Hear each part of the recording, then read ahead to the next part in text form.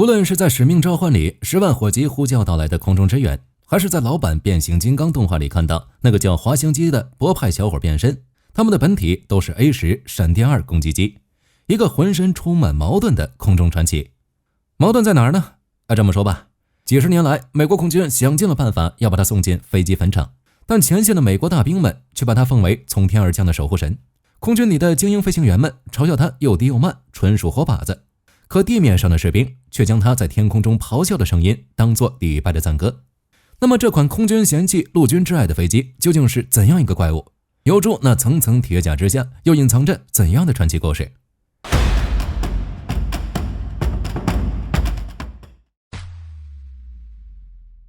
那么问题来了，这样一款外形奇特甚至有些丑陋的飞机究竟是怎么来的？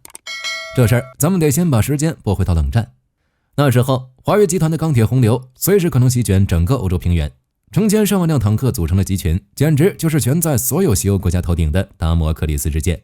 与此同时，在越南的泥潭里，美军极其痛苦地认识到，他们急需一款皮糙肉厚的飞机，能够顶着枪林弹雨，像老鹰一样长时间盘旋在步兵头顶，随时提供外科手术时的打击。于是，一个在航空史上堪称离经叛道的项目 AX 计划诞生了。它的核心要求简单粗暴到了极致，我们要围绕一门全新的30毫米加特林机炮造一架会飞的坦克。这门炮就是后来大名鼎鼎的 JU-8A 复仇者机炮。它有多夸张呢？火力军给大家打个比方，它的大小和重量约等于一辆经典款的大众甲壳虫轿车。你没听错，就是把一辆小汽车那么大的炮硬生生塞进了飞机里。这门炮连同它的供弹系统和满载的1100多发炮弹，总重量超过 1.8 吨，占了 A10 飞机空重的 16% 还多。为了把这个史前巨兽塞进去，设计师甚至不得不把飞机的前起落架往右边挪了一点，这才让炮管能正好安在机身的中轴线上。这也是 A10 那标志性的 Y 嘴造型的由来。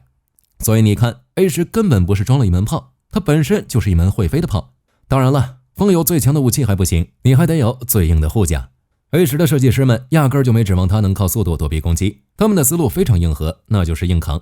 飞行员的驾驶舱被一个重达540公斤的钛合金装甲壳包裹着，外号钛合金浴缸。这玩意儿能硬扛23毫米高爆弹的直接命中。此外，它的液压飞控系统也有2套，且完全独立冗余。即便是2套都被打烂了也别慌，它还有一套纯机械的由钢索和轮滑组组成的手动备份系统，只要飞行员还有力气，就能像开手动挡拖拉机一样把这架飞机给摇回来。而且 A10 的2台发动机高高的背在机身上，并且分得很开，就是为了防止被一发炮弹12鸟同时报销。所以坊间一直流传着一个说法，一架 A10 就算被打掉1台发动机、一半的尾翼、一个升降舵和半个机翼，它依然能挣扎地飞回基地。这听起来虽然像是天方夜谭，但很快残酷的实战就将证明 A10 的故事并不掺假。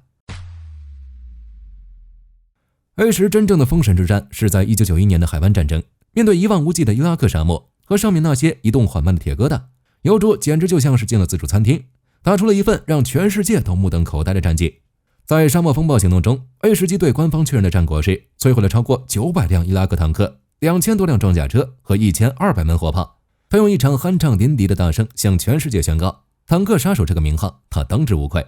但如果故事到这里就结束了， A10 也仅仅是一款优秀的反坦克攻击机，一个在特定战场上的偏科生。真正让它成为不朽传奇，展现其多面手本色的是8年后在欧洲的科索沃上空。那么问题来了，当战场从一览无余的沙漠变成了多山多林多云雾的巴尔干半岛，当敌人不再是排着队的铁疙瘩，而是一群极其狡猾的游击战大师时，油猪这头猛兽还能玩得转吗？1999年的科索沃战争，塞族部队把伪装和隐藏玩到了极致，他们把坦克直接开进老百姓的房子里，把火炮藏在茂密的树林下，甚至用木头和帆布造了大量的假目标，就等着北约那些飞得快看得远的先进飞机把昂贵的精确制导炸弹浪费在这些假货上。这时候 A10 的一个全新角色被发掘了出来，它不再仅仅是一个暴力机器，在许多关键任务中，它摇身一变成了战场上空的鹰眼和指挥家，也就是我们常说的空中前进空中管制员。它的任务就是利用自己飞得慢的优势，在战场上空长时间盘旋。飞行员靠着一双肉眼和一部军规版高倍望远镜，从丰富繁杂的地面景物中找出那些狡猾的敌人，然后再像一个空中交警一样引导那些高速飞行的 F-15、F-16 战斗机进行精确打击。这可是 A10 职业生涯里的头一回领导如此大规模多国部队的复杂攻击任务。当时还是少校的菲尔金毛豪恩就在他的回忆录《A10 飞越科索沃》中记录了这种猫鼠游戏的艰难。那不仅仅是战斗，更像是一场在高空进行的致命的大家来找茬游戏。当然，这也意味着极大的危险。1999年5月2日，豪恩少校在一次任务中就被一枚苏制的 SA-14 便携式防空导弹结结实实的给亲了一口，导弹直接命中了 A10 的右侧发动机，一声震耳欲聋的巨响，整个飞机剧烈震动，机舱里所有的报警灯像疯了一样狂闪。豪恩回头一看，右发动机的整流罩已经被完全炸飞，风扇叶片扭曲卡死，阳光甚至能从发动机的进气口直接穿透过去，飞机立刻失去了右侧的液压系统，开始不受控制的向右偏航。换做别的飞机，这基本就得准备拉动弹射手柄，和自己的飞机说拜拜了。但这是 A10， 豪恩硬是靠着仅存的单侧发动机和另外一套独立的液压系统，再加上那套最原始、最可靠的机械备份飞控，与濒临失控的飞机搏斗了整整10几分钟。最终，他挣扎着把这头受了重伤的油猪飞越了国境线，成功迫降在邻国马其顿的斯科普里机场。飞行坦克的传说由豪恩少校用自己的生命和技术亲自验证，没有半点掺假。如果说科索沃的经历让 A10 展现了战术上的灵活性，那么在后来的阿富汗和伊拉克反恐战争，则彻底让他成为了地面部队心中无可替代的守护神。毕竟在那些地形复杂的山区和城市里，敌人不再是成群的坦克，而是三三两两躲在墙角山洞里的武装分子。这时候 A10 低慢的特点反而成了最大的优势，它能以极低的速度在步兵小队头顶盘旋几个小时，就像一个极具耐心的空中哨兵。飞行员甚至可以用肉眼直接观察地面战况，为地面部队提供最及时的情报。当交火发生，他能在几秒钟内用那门复仇者机炮提供手术刀精准般的火力支援。所以地面部队的士兵们流传着一句话，叫做当你在枪林弹雨中听到急促的嚎叫声，那不是死神在咆哮，而是天使在唱歌。因为他们知道，只有头顶有油珠在盘旋，他们就有回家的希望。在美军行动中，有一种任务最能完美诠释 A10， 我们做的这些是为了他人能够活下去的座右铭，那就是战斗搜救 CSAR。 这其中最传奇、最惊心动魄的一次发生在1999年3月27日的科索沃上空。一架当时美军最先进、最神秘的 F-17夜鹰隐形战斗机，呼号维加31，在贝尔格莱德附近被南联盟的防空导弹击落，一名飞行员成功跳伞，但却落入了敌境深处。这对于美军可是天大的事儿，毕竟这可是开战以来北约首次有飞行员被击落，而且还是最金贵的、号称不可被击落的 F-17。这就不奇怪美军的救援任务会如此高效。而担任这次九死一生的空中指挥官和主要保护力量的，正是 A10 的桑迪飞行员们。我们的老朋友金毛豪恩少校就是当时带队的桑迪1号。他在回忆录里描述那晚几乎让人窒息的压力。首先，天气极其恶劣，黑夜里下着冰雨， A10 的机翼上都结了冰。其次，豪恩少校的座机主 UHF 无线电一度失灵，那可是联系被击落飞行员的唯一渠道。豪恩在回忆录里写道，他当时甚至对着满天星辰祈祷，求上帝帮他修好电台。不过比这更要命的是，美军情报最初给到的救援坐标居然是错的，偏了足足40多英里。这直接导致救援直升机因为一个本地时间和标准时间的乌龙，提前起飞了90分钟，在错误地点白白耗费了大量燃料。当他们克服万难，终于和跳伞飞行员建立联系，准备引导已经补给完毕的直升机进入时，真正的考验来了。贝尔格莱德周边的塞族防空雷达全部开机，在 A10 飞行员的雷达告警器上瞬间亮起了无数个代表威胁的光点，像黑暗中的一群饿狼，死死地盯住了他们。驾驶舱里凄厉的告警声响成一片，这意味着随时可能有成百上千发防空导弹和炮弹向他们飞来。就在这千钧一发之际，豪恩少校急中生智，他知道专门负责压制敌方防空系统的 F-16CG 也右属攻击机，在发射哈姆反辐射导弹时会用一个特定的无线电呼号马格南。于是他果断地在公共频道里用 A10 的无线电模仿 F-16CG 的语气，对着所有正在监听的塞族雷达操作员大喊了一声马格南。这一嗓子把地面的塞族雷达操作员给彻底唬住了，他们以为真的有反辐射导弹，正以3倍音速奔着他们的雷达站来了，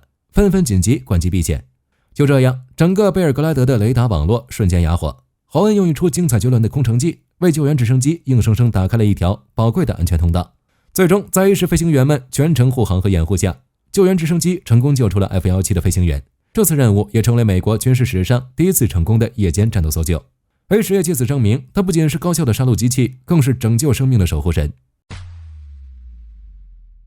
讲到这里，火力军想问大家一个问题，这样一款战功赫赫、备受信赖，甚至可以说是战场救星的飞机，为什么美国空军却总想着让它退休呢？这就回到了我们开头的那个核心矛盾。空军的将军们认为，未来的战争是与大国之间的高科技对抗。在那种遍布先进雷达和远程防空导弹的战场上， A10 这种低慢丑的飞机生存能力极低，派他出去简直就是去送人头。他们需要的是像 F-35这样的第5代隐形战斗机，能够在安全距离之外用高科技传感器发现目标，然后发射精确制导弹药，轻松解决所有问题。毕竟空军觉得，即便我不懂陆军，也明白前线士兵总不能开着一辆2战的希尔曼坦克去和现代的 M1A2 主战坦克正面硬刚吧？拿着新装备欺负原始人的战争，才是未来美国空军发展的方向。但在陆军的将军们和许多国会大佬的眼里，这种想法简直是自毁长生。他们认为，高科技的大国战争固然要准备，但全球各地那种低烈度的反恐、反叛乱作战，在未来很长一段时间内仍然会是美军的主业。在那些战场上，没有任何飞机能比 A10 更有效、更经济地拯救地面士兵的生命。空军如果选择退役 A10，将会在现如今的战场上造成一个致命的能力缺口。A10 和 F-35 的争论其实是2种完全不同的近距离空中支援哲学的碰撞。A10 的所代表的战场思维，就像一个经验丰富、拿着液压钳和重锤的破门手，他的任务就是冲到门前，用最直接、最暴力、最可靠的方式把门砸开，救出人质。而 F-35 的哲学则像是一个拿着装有热成像瞄准镜的狙击步枪的狙击手，他会在几百米外悄无声息地解决掉门后的守卫，然后安稳走进大门。他们都能完成开门这个任务，但方式和应用场景完全不同。所以许多人坚信 F-35 完全取代 A10 根本就是一个伪命题。而这场关于 A10 的争论至今仍在持续。但最有意思的是，美国空军展现出了一种非常矛盾的行为，火力军称之为一边闹离婚一边给装修。他们一边在国会听证会上论证退役 A10 的必要性，一边又在投入巨额资金对现有的 A10 机队进行现代化升级。升级后的 A10C 已经能挂载 GPS 制导炸弹和 GBU-39 小直径炸弹，具备了一定的防区外精确打击能力。更有趣的是，一些军事专家为 A10 设想了一个全新的，甚至有些意想不到的未来。在未来的战场上，很可能会出现大量廉价、一次性的攻击无人机，形成遮天蔽日的风险攻势，用一枚价值几十上百万美元的先进防空导弹去打一架可能只有几千美元成本的无人机，这在经济上是完全划不来的。而这时候 A10 曾经被所有精英飞行员嘲笑的低慢特点，如今反而成了无可替代的优势。它可以在战场上空长时间巡逻，用它那门泼水一样的高射速机炮和相对廉价的激光制导火箭弹，去高效经济地清理这些无人机蜂群。所以你看 A10 游猪的故事就充满了这样的讽刺。不过说到底，无论 A10 游猪最终的归宿是博物馆还是亚利桑那的飞机坟场，它那一次次俯冲向炮火纷飞的地面，倾泻火力的传奇，将永远镌刻在不少军迷的心中。好了，今天关于游猪的故事就到这里。对于这款充满争议的传奇攻击机，你有什么样的看法？你认为在未来的战场上，它还有一席之地吗？欢迎在评论区留下你的观点。我是火力军，我们下期再见。好的，各位观众，今天给大家推荐一款 T 恤，不仅超有态度，还堪称性价比之王。首先，它超级轻，拿在手上轻飘飘，穿上身更是零负担，舒服到让你忘了它的存在。其次，面料剧透气，就像会呼吸一样，就算在外面跑一天，也能保持干爽，彻底告别黏腻感。最关键的是，价格真的让我惊掉下巴，仅需很少的钱，你就能拥有这份清爽。质量和舒适度绝对远超这个价位，闭着眼入都不亏，多买几件换着穿也毫无压力。链接已经给你们上了，这种宝藏 T 恤手慢无，赶紧去抢。